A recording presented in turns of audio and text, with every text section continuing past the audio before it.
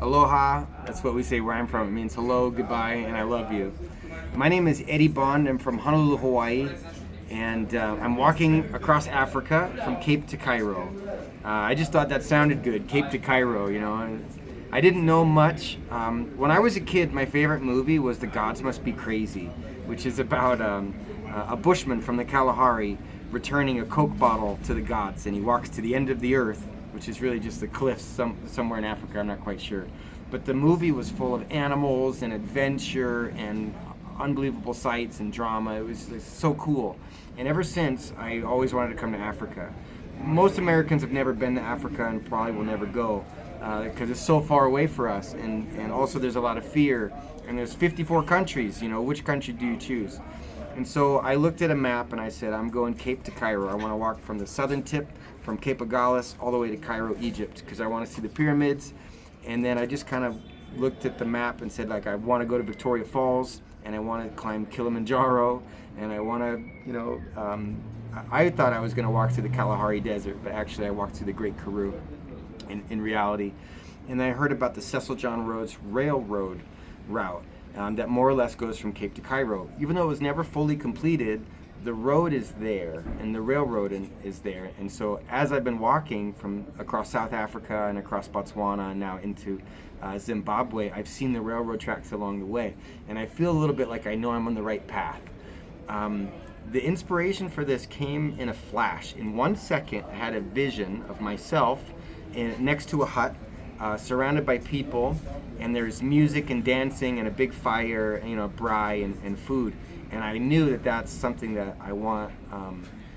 I knew two things right away, instantly, and so I began to cry. Tears came, and it was tears because I knew how hard it was going to be, and I knew that no matter the challenges, I knew I was going to do it to the best of my ability. And my friends are like, "You're crazy! What are you doing?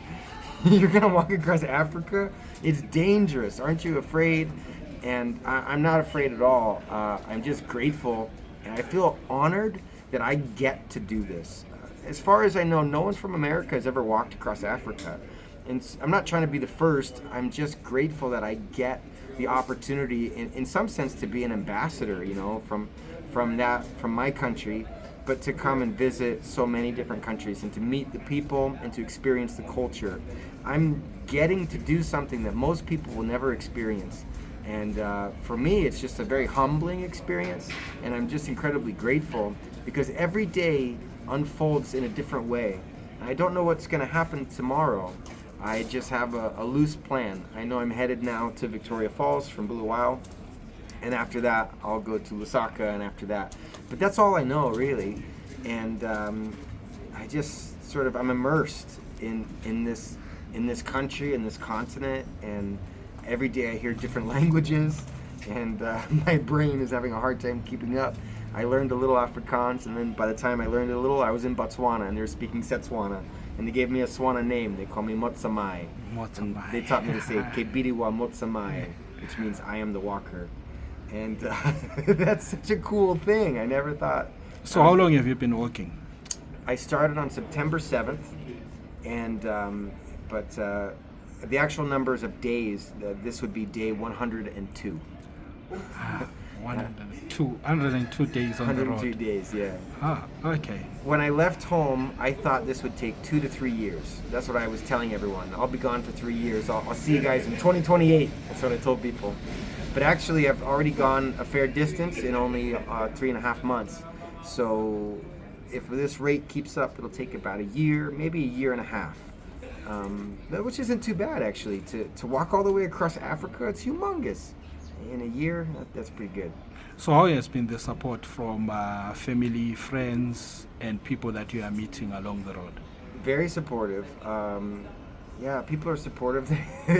People tell me all the time that they're inspired. I'm not trying to inspire anyone. That's not really the purpose. I'm just trying to do this kind of for myself. But it's really nice to know that people are following along and they're enjoying the adventure and they like my updates. And, you know, I don't know what's going to become of this, but, you know, maybe people will come and visit. Maybe people will not be so afraid.